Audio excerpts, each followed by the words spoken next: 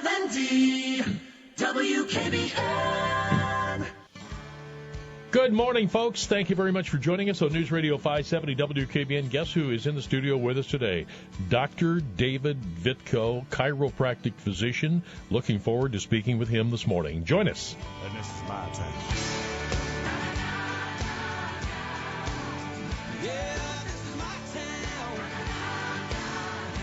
Well, hi, David. I guess you had some snow in Columbiana, too. Any problem in the parking lot? Yeah, we did have snow there. Even though we're to the south of you guys, we got pounded. I had probably close to a foot yesterday. Yeah, that's about what we had here, yeah.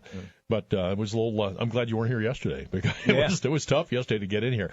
We're going to talk a little bit about the correlation, and you're trying to draw a correlation between back pain and Alzheimer's. And sleep. And sleep. Yeah. Okay. Well, let's see if you can tie that up for us here. Well, and by the way, we'll take your calls here. This hour goes fast, so if you want to get in and talk about anything medical, Dr. David Vitko is here to do that. Right. One of the things I really want to touch base on today and really drive a point home, and that is that things are seldom what they seem in health and in healthcare. And, the longer I've been in practice, over 30 years now, I see cases that have progressed from being acute back pain, which is fairly simple to take care of in most cases, to now my patient base is getting much older. They've been, most of them have been with me for 30 years. And I see these people kind of traversing into a chronic pain type thing. And so you have to look at things in a slightly different way. Acute meaning sudden onset? Yeah, like somebody that strains their back, or they suddenly have back pain come on for no unknown reason or no known reason. And it's amazing sometimes the stories that people tell me how they get back pain. Sometimes I can't repeat those stories, but yeah, exactly, yeah. So now you're talking about acute back pain and how it progresses to chronic, and then where do you go from there? Right, but we're going to tie this whole thing together, and what I wanted to do, Dan, is today I mainly want to help people to look at healthcare in a slightly different way.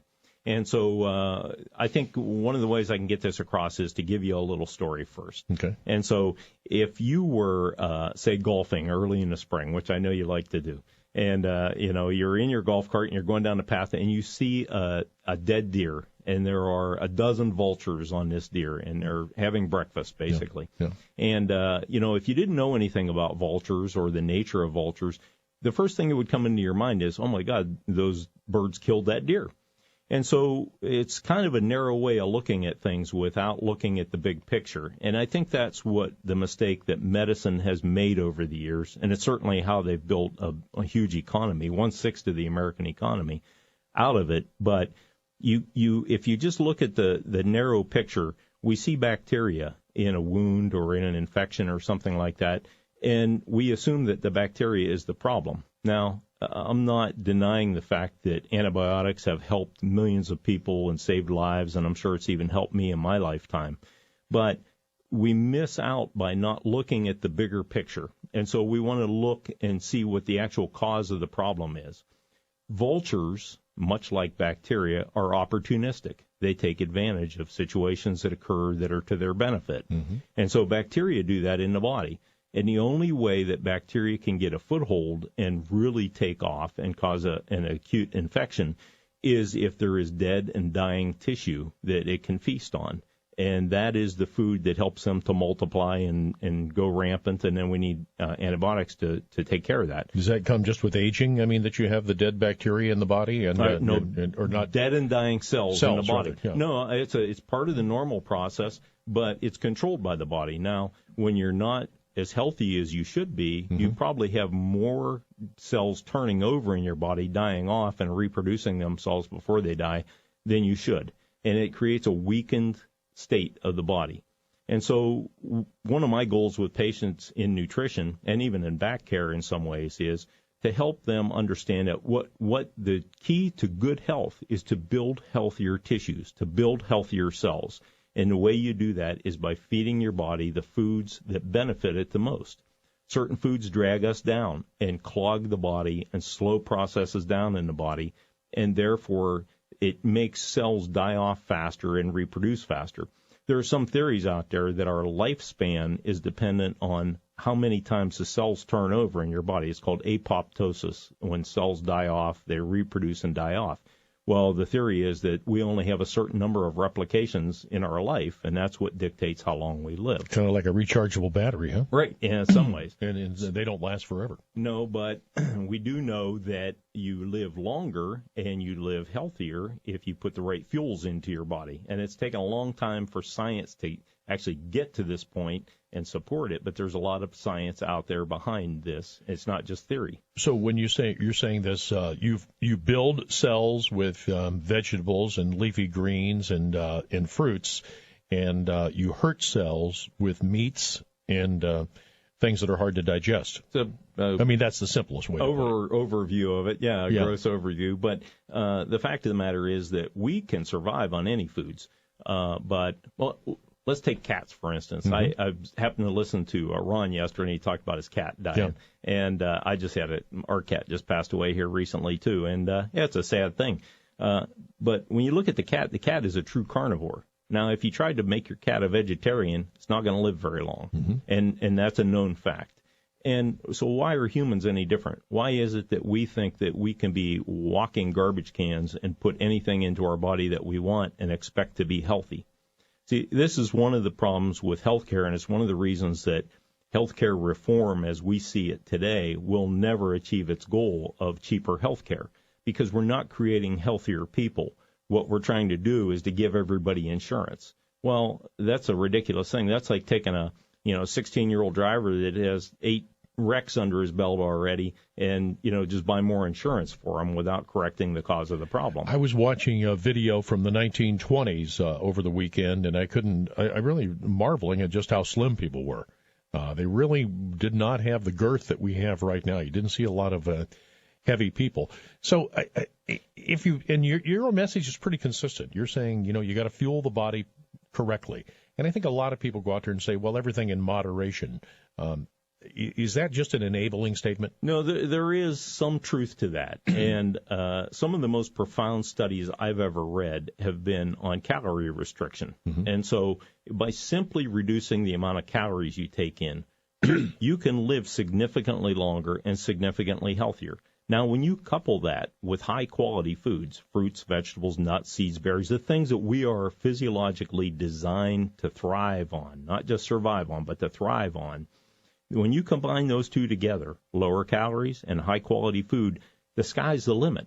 They've actually taken populations of mice from the same families and split them in half. And one half of that group, they let eat all they wanted of high-quality food. The other group, they limited the amount to 80% of what the first group ate. The first group had tumors, got heart disease, died early.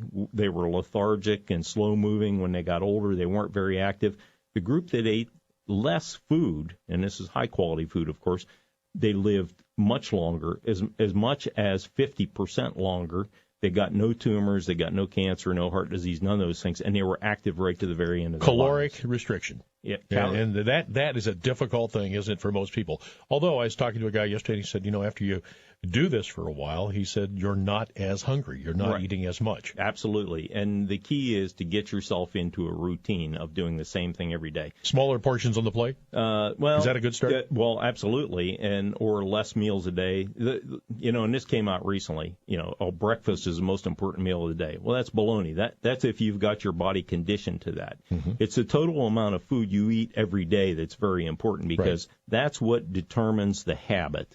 And so if you're okay, if you can function without eating a lot until noon, you're fine. That's right. That's exactly. Don't worry about it. It's exactly how I live. And sometimes when you eat early, it triggers more. Especially if you eat carbs early. If you get up and eat toast or waffles, or you stop and have a couple of donuts on the way, that just sets a precedent for the day, and it actually causes your cravings to increase for carbs all day. All right, we're going to include you in the phones here, 729-9977, 800-777-5700. Let's go back and tie the, you're on a path there, and I interrupted you, but Alzheimer's, back pain, and sleep deprivation. Yeah, so let's take that concept of not looking at the whole picture, and let's take sleep deprivation, or let's take sleep apnea is a good thing to look at, good subject. People use CPAP, in order to be able to sleep at night. Right. And that's understandable, and certainly just like any drug that covers up the symptoms, it's definitely a good thing to do as a crutch.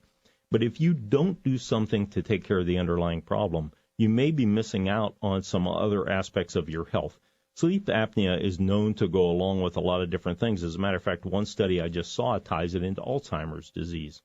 And so, and I can actually show how that all ties into back pain. And it comes down to the fluids that we hold in our body, the extra weight we have in our body, and the fuel that we're putting into our body. And all you really need to do, people that have sleep apnea, if they can get on a good diet, start to lose some weight, within a week or two, they'll see their symptoms improve and they'll sleep deeper, even still using the CPAP. Mm-hmm. And eventually they could get to the point where they can probably get off of that. Mm-hmm. You know, I was talking to an acquaintance of mine. You're inspiring. I mean, you really are. And I think the audience feels the same thing that you're talking about. They're saying, you know what? It's right before me, isn't it? It's right before me. All I need to do is go buy some high quality foods and eat less of the carbohydrates, eat less of the red meat, and even limit my intake of chicken and fish. Right, and I still enjoy those foods, Dan, but I just don't do it as often as I used to. It used to be every day, and now I've gotten to the point where I save those for times when I go out and I'm going to celebrate, or even at home and we're going to celebrate.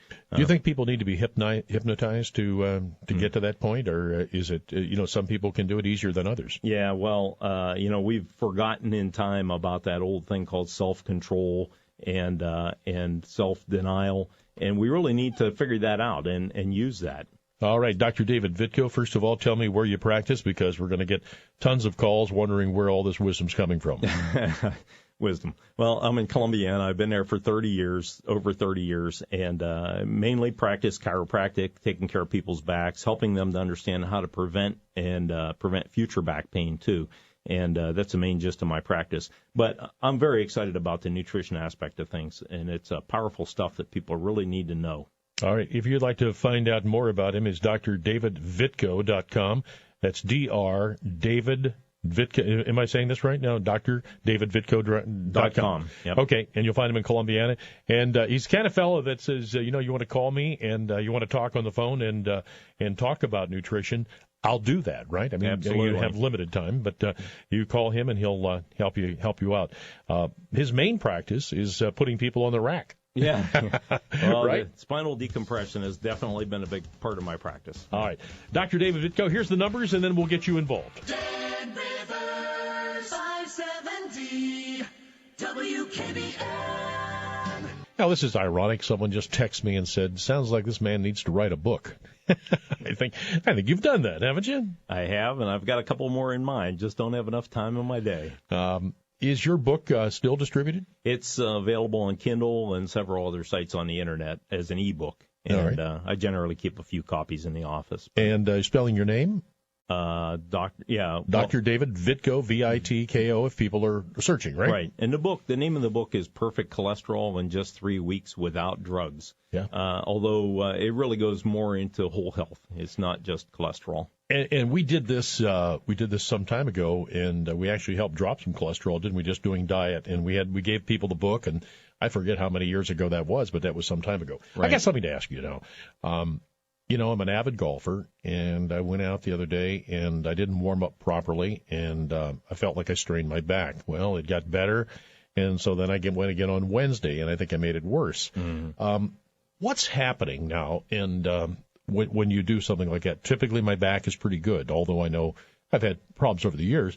But what's happening when you hurt your back like that? I iced it, I put heat on it, I exercised, and then last Monday I woke up and I was good again. Right. Yeah, I don't like the heat.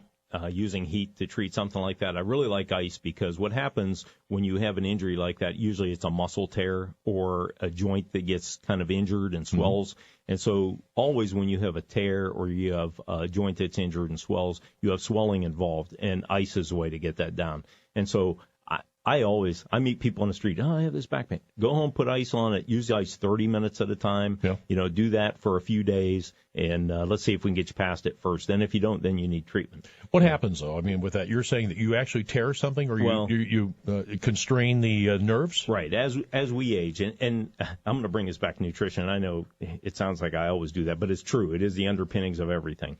But the key to really good nutrition is it keeps your tissues in a state where they stretch better and they don't tear.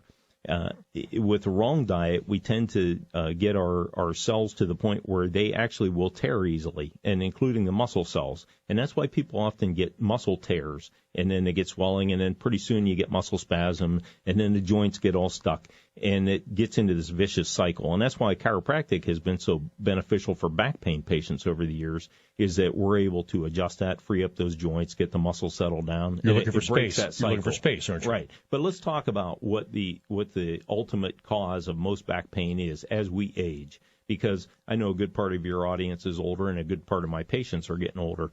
And what happens as we age, we lose that elasticity in our tissues. Our discs start to dry out and they actually shrink. And the spine actually gets shorter. Mm-hmm. And you notice how as people get older, they get shorter. And it's a fact that people can lose 2 to 3 inches of height as they age, some more depending on other issues involved. But just with the disc shrinkage and disc tears and disc injuries and things, the spine starts to get closer together. Each of the vertebrae is closer together. And then the joints in the posterior part of the spine, the back of the spine, get pressed closer together, and they have a tendency to get arthritic and irritated and lock up and things like that. So the discs are the root of the problem. But the true root of the problem is in the wrong foods that we eat consistently, and those tissues start to dry out, lose their elasticity. When you swing the golf club and you go out there cold and tight, and your tissues have not had a chance to kind of get warmed up and get stretched out and things like that, then you swing and you put them to their limit, and they will tear. And it could be a disc. That's probably what you did, and then maybe over a week it repairs itself. Yeah, if it's a minor problem. Okay. Yeah, if it sticks around more than a week, you're probably dealing more with a disc or joint-related issue. And I'll tell you the key in 30 years of practice, Dan, I'll tell you the key I found is the sooner you catch those problems, it might be 1 or 2 treatments to get you over the hump and get you feeling good and doing well. If you let those things fester and it becomes a 6-month or a year-long acute problem turned into a chronic problem, you're going to be looking at a long recovery. All right. I want to talk to you about warming up here in a moment. And you folks want to talk to a real smart guy on nutrition. His name is Dr. David Vitko. We're coming up on 9:30, so we must take a short break, and then we'll get to your phone calls here. 729-9977. 800-777-5700. Anything medical, we'll try to help you out there. And we'll be right back. Well, Viking, I got a bunch of text messages after our Periscope and experiment, and now they want you to be a little more active on Twitter. So get your handle out there so they can follow you behind the glass. Okay, well, I guess I'll just have to do that, won't I? You have to see that beautiful Viking out there. All right, Dr. David Vitko is here. We're at your service here until 10 o'clock, 729-9977, 800-777-5700. Okay, now I want to finish my conversation about the back pain. So proper warm-up, arrive at the golf course or wherever you're going, and not everybody golfs, but you're saying really take it easy, and you're going to have much less chance of ruining your golf season. Yeah, stretch a little bit, or don't bounce though. Yeah, go through a slow swing and do it 6 or 8 or 10 times before you're ready to swing, and you're going to suffer a lot less. I think a lot of golfers, haven't seen a lot of them over the years in my office. They do that. They go out to the golf course. They hurry there from work or whatever they're doing. They get out there. They're in a hurry to tee off. They don't loosen up, and bam, that's when they hurt their back. Now, if you had a patient like I was just telling, and thank God I feel a lot better now, if I came to your office, would you put me in traction and try to stretch me out? No, probably not. Probably not. Yeah, probably not. I really use the decompression for really acute cases. People have significant leg pain and things like that. They can't function. But if it's a sprain, strain kind of thing, I'll usually do some light manipulation on your back, and we'll get you using some ice. I like to use ultrasound in the treatment. It helps shrink swelling and helps improve tissue flow or tissue healing.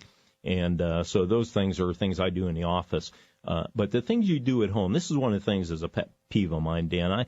after being in practice so long, I see patients that come from other doctors, and I'll ask them, did the doctor give you exercises? Well, no, he didn't give me any exercise. Did he tell you to use ice? Well, no, he didn't tell me to use ice. Give me a break. I mean, what you do at home, you have the ability to treat yourself every day. Even just if you just put the ice on in the evening, you're going to help yourself to get better over time, and use it for 30 minutes at a time in the evening. And but if you don't do those things on your own, you're coming into my office once or twice a week, and you think miracles are going to happen just from that. You got to do it at home. You got to have a little bit of responsibility and try to do something for yourself. My grandmother was an early adapter of chiropractic, and used to take me to the chiropractor when I played football and try to get me past ankle pain and stuff like this. And she believed in him. She was there on a regular basis. Has chiropractic changed from the 1960s to now, or is it simply still you've got your skeleton and you got your muscles and you go from there? Well, some of the techniques have proved to work very well over the years. Matter of fact, they're used oftentimes in osteopathy, physical therapy sometimes, and those techniques have worked over the years. But yeah, the way we look at problems has changed dramatically because the technology has given us the ability to see more of what's actually going on inside the body. And so we know these degenerative changes happen, and you treat patients just slightly differently because of that. But the profession has survived over the years because we get results, and that's the bottom line. And you really do combine, the osteopath, do they not combine chiropractic and the practice of medicine and prescribing drugs, right? Well, they used to. Not too many osteopaths do manipulation anymore. Okay. Although I'll tell you my football story. When I was in high school, my doctor was an osteopath, and that's who, manipulated my back the first time. Mm-hmm. And so both professions started out that way. Osteopathy has gone more toward medicine, more toward drugs and surgery and things like that. And there's some phenomenal osteopaths around, but most of them don't do much in the way of manipulation now. All right, I want to repeat his website from time to time while he's here. He's only here once in a while, DrDavidVitko.com, DrDavidVitko.com, just down the road in Columbiana. In fact, we go back a lot of years when he wrote his book and about perfect cholesterol and all of that. I think one of the things that people are concerned about here, and I've been reading this, it's Alzheimer's, and it's really in the back of a lot of people's minds here. And I saw this report here the other day about umperazole and things like that. If you take that on a regular basis, you can increase your chance of getting Alzheimer's. Right. There you go. I got it already. Yeah, we'll send you down and get you checked out here. But do you believe that? I mean, do you think it's true? And should people stop taking this medication? Yeah. I mean, I've taken it, but should you stop taking it? I saw that same study, and the study demonstrated that if people take these, they're called proton pump inhibitors, and they're basically for too much acid production, which goes back to diet. But if you take those for more than 18 months, you have a 44% increased chance of getting Alzheimer's or some kind of cognitive disease. How good is that study? I mean, do you think it's good? It was quite a few people, and it seemed like a pretty solid study. Okay, that being known, then. How much is too much? How much affects you? Okay, so let's take the drug out of the picture for a minute, because that drug's totally unnecessary if you change your diet. If you want to keep on eating like it has no meaning in your life, that it doesn't matter, like you're a trash can walking around just throwing food into it, you're going to need those drugs because people suffer terribly. I used to have gastric acid reflux, and I had a hiatal hernia, actually, and that's all healed up now and gone. But the first time I remember getting that, I was building my first house, and my dad and I did most of the work on that house. My wife brought out some tuna sandwiches for us, and the tuna was a little bit on the dry side, and scarfing the sandwich down fast trying to work, and I had this terrible pain in my chest. I thought I was having a heart attack, and it actually was a hiatal hernia. That goes right along with the gastric reflux and acid, too much acid production and things. So if I went the medical route, I would be on those medications today, because I was to the point where I couldn't eat dinner at 6 o'clock and go lay down at 10 or 11 and go to bed because I would be getting such reflux. So I understand why patients need that crutch, but they need to do something to fix the problem, because if they don't, that problem is only a sign of the other problems going on. And let's look at that whole picture. Is Alzheimer's caused by those medications? Probably not. It's probably coincidental that those people... Because you have the gastric problem. Right, because you are eating in a way that causes the gastric reflux problem or the acid production problem, and that also contributes to degeneration of the nerves in the spine. Well, there's another school of thought then. If I don't have those problems with the acid, then I am not causing the scarring on the, what is the... That's a different problem. Now you're talking about esophageal cancer. Yeah, but what I'm saying is because I'm taking those, I'm preventing that. And so maybe you're better off never to have the acid reflux. I'm a big fan of using a crutch to move you along and to help prevent other things. But doggone it, you need to get to the root of the problem. And because the root of the problem not only causes this issue in Alzheimer's, but it causes degenerative changes in your joints. It causes our tissues to dry out and tear more easily, going back to the back. All right, let's give thing. some people some homework. Let's give some actionable things here. And maybe I'll try it with you because, I've been known to use these things from time to time. Where do you start on saying, I'm going to say goodbye to Umperazole, I'm going to say goodbye to whatever crutch you have? How do you start? Make your best effort at dietary changes, and then you'll see the symptoms gradually start to lessen because many people... Still use those crutches if you need them. Yeah, no, I can't comment on using medications. It's not my license, not my position. You work with your medical doctor on that. Of course, this is over-the-counter stuff now, isn't it? Yeah, well, some of them. But many times the medical doctors will recommend it because people go in with those kinds of things, into the office. And, follow your doctor's advice. Every MD I know, every DO I know wants to work with patients and help them get them healthier. But they're not going to tell you, go off that drug if it's causing you this problem, just because the potential to cause something down the road is an issue as well. You need to work at getting your diet straightened out. You can't go in there and say, Doc, I'm going to change my diet. Oh, okay, let's take you off all your drugs. Well, that doesn't work. No. Because most people aren't going to do it. Well, let me ask you this. What if you, and this is really radical, what if someone that's listening today that's using these drugs goes out and they say, okay, for the next week I'm going to eat all live food, which includes fruits and vegetables and nuts, and that's all I'm going to eat and water. Do you think in most cases, and I know I'm not trying to put you on the spot, in most cases they could go off that medication? Not in a week. It'll take a good month of active working at your diet. Now, you said you did that, right? I did. And now I'm an extreme kind of guy. I go off the deep end of things. Yeah, you do. But not everybody can do that, and I understand that. Self-will, self-determination is something you have to work at. And to deprive yourself, psychologically, we think we're depriving ourselves of things, and we're really not if we put the effort into it. But look, for the average person, add some broccoli into your meal every night. Cut back on your butter or change. I use Olivio if I need a little bit of butter flavor instead of butter. It's a little healthier for you.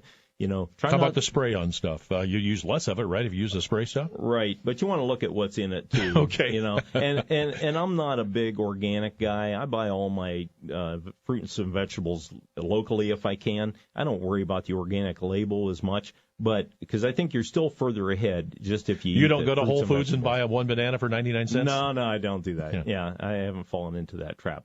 And because I know local farmers do a great job, and they're producing stuff that their family eats. They think they're going to poison their food. They're not. So, let's be reasonable about it. Okay, but again, if you're going to go, now you did it this way. You said that you had terrible acid reflux, and you said, you know what, I've got to fix this. And give us some things that you did, and maybe people, not that they have to adapt to, but maybe they want to. Right. Well, I actually fasted the first time I fixed it.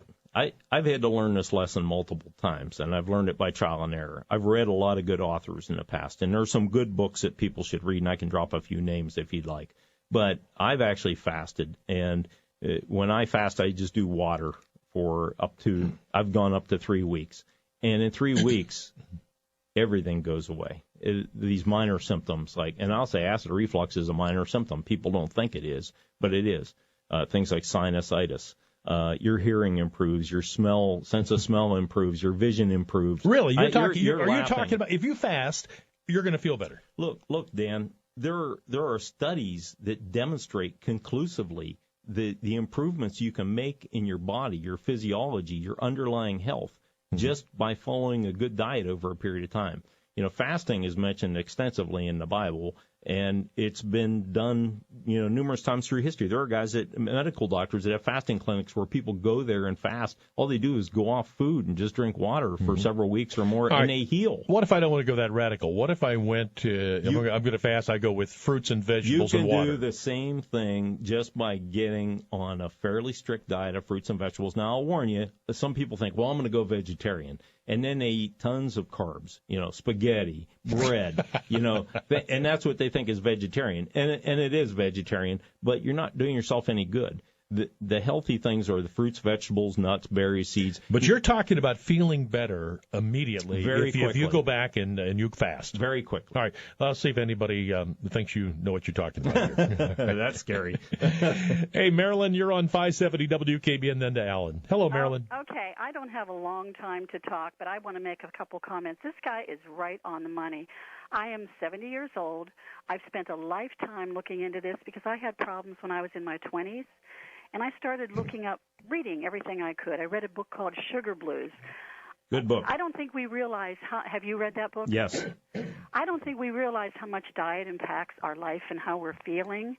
I have a daughter who has her doctor's degree in health and nutrition. She agrees totally with it. I've seen it in kids when you give them too much junk food and sugar. It really does affect their behavior. But everything he's saying, I can't believe I'm hearing it because I've spent a lifetime concluding exactly what he's commenting on. There are a lot of us out here, and I think it's kind of like the silent majority thing. There's maybe not a majority of people, but there are a lot of people that have figured things out over the years. And it's our job to try to take the message to other people who haven't figured it out yet, because there's a lot of unnecessary suffering in the world, and it's really disgusting to me. And they've done these tests, my daughter tells me, with mice, where they've taken a group of mice that were given free feeding habits where they could eat anytime they wanted to. And those they are the calorie restriction. And then there was restriction. another group. I'm sure you know this test that was done. Calorie restriction. I just talked about that earlier. Yeah. And the mice that were thin and restricted on their calories ran circles, quote unquote, around the other group. I Absolutely. mean, how can you turn the other way and not realize it? You know what the problem is, Marilyn? No. There's no money. I don't. There's no money to be made in it. So I know that. I do know that. Dan's not paying me to be here. So That's it. If there was money in it, everybody'd be doing it. Are you taking new patients? Oh, absolutely, all the time. I love meeting new people. I would consider you in a heartbeat, and this is not a planted call, people. This guy is on the money. Yeah, I'll send you your check then. Okay, that's all I had to say. But thank you. Thanks so much. You're sending a good message today. Thank you. All right. You have any homework here? I mean, I'm thinking about taking the big step here of restricting calories and maybe going with the fruits and vegetables. Dan, there's a lot of good material out there that can help people to learn to eat healthier. And one of the first books that I ever read was by Nathan Pritikin. Well, not ever read, but one of the first books I've read that was very interesting was by Nathan Pritikin. And you might have heard of the Pritikin diet, which is a low-fat, it's a fruit-vegetable type diet. Now, if people are willing to go off the deep end and really work hard at their diet and they think they can consciously change their diet on their own, that's a great book, and that's a good start. Dr. Joel Furman is a medical doctor who has a fasting clinic. He also has a great book called Eat to Live, and it's also a really good book. You help people devise diets, too? I mean, obviously it seems simple, but when people come and talk to you, do you do that? Well, one of the things that I do with patients is I try to work a diet around their lifestyle. Like I get patients that travel, or I get patients that have certain jobs and they can't. Like for me, it's nice. I go home at lunch every day. I steam some broccoli. You think you can do anything with him, a shot and a beer guy over here? He's probably beyond help, but let's get another call in here. Here's Alan. Hello, Alan. This is Dan. Yeah, good morning. Doctor, this may be going a little further than you want to go, but the way people who have unlimited health care, especially like on Medicaid, totally abuse their bodies. I'm thinking that we actually need as a government something like a Bloomberg on steroids. Can you think of any conceivable way to make people actually have obligations towards their health care, and if they don't actually do what they're supposed to stop giving them health care? I mean, we've actually had people, if you recall, a year or so ago, who were hooked up to an oxygen tank and yet burned in their sleep because they were smoking cigarettes after having lung surgery. Right. I mean, the system is just completely crazy when you give away health care. Alan, let me take that off the air. Thank you very much. And if you can, he'll respond to you on the air because I don't want to run out of time, because that's a great point he brought up. Right. It does bother me that we give people food stamps or food card, whatever, and they buy things that are not necessarily as healthy as we know they should be. And then we have to pay for their health care on the other end of it, too. I get behind people in the grocery line like that all the time. I'm there buying my fruits and vegetables, and I see them buying chips and cheeses and meats and things like that. To his point, though, any ideas on how you would do that? Yeah, I have a problem governmentally of forcing people to do anything. I think you should lead with a carrot. And if we can find a way to entice people, like to give them huge breaks on their health insurance. Like for guys like me that really work at my health, I should get health insurance for next to nothing because all I need really is catastrophic insurance. Got it. No, in other words, so the carrot out here of you're going to have really reasonable health care by taking care of yourself. Tax deduction, something like that, yeah. All right, very good. Carrot's a way to go. All right, we'll wrap up in a moment with Dr. David Vitko. If you like what you've heard, you can talk to him, and he's a man that's generous with his time. And you can find him at drdavidvitko.com or just search Google and you'll see Dr. Vitko. He's in nearby Columbiana. I know you folks will figure the phone number out and all that. drdavidvitko.com in Columbiana. One more segment with Doctor when we come back. Dr. David Vitko is with us, and if people want to reach you off the air, you're glad to talk to him, right? Yeah, absolutely. They can call me at my office, 330-482-9550, and I'm there periodically. If I'm not there, leave a message. I'll call you back. I don't bite. Yeah, and the big deal is that you help people with back pain mostly. I do. You're right. I mean, you got just like me. I had the improper warm up, and you pay the consequences, and you love to do something, and you say, "Oh boy, what did I do?" I'll be sending you my bill. So. Yeah, exactly. And you also have he gave me the gift. He gave me one of these back massagers. You don't have to plug it in. You roll on it on your back. You're going to be rolling that out too soon, right? Yeah. In a bigger scale. I've probably got some big news on that maybe next month, and okay. We're moving forward with it. Yeah. All right. Does a lot of things. The big message is out there. Watch what you're putting in your mouth, right? Absolutely. Yeah. Think when you eat. Think about everything when you eat. Think about your health when you eat. Think about because it does have a direct effect. How it's going to affect you after you have eaten it, right? Right, that's right. Okay, and you're saying that if you go out and do a little bit of fasting, it's not going to hurt you, huh? Read about fasting. That's something that needs to be understood fully before you jump into it. Okay. Everybody can go a day without eating, though. Okay. For crying out loud.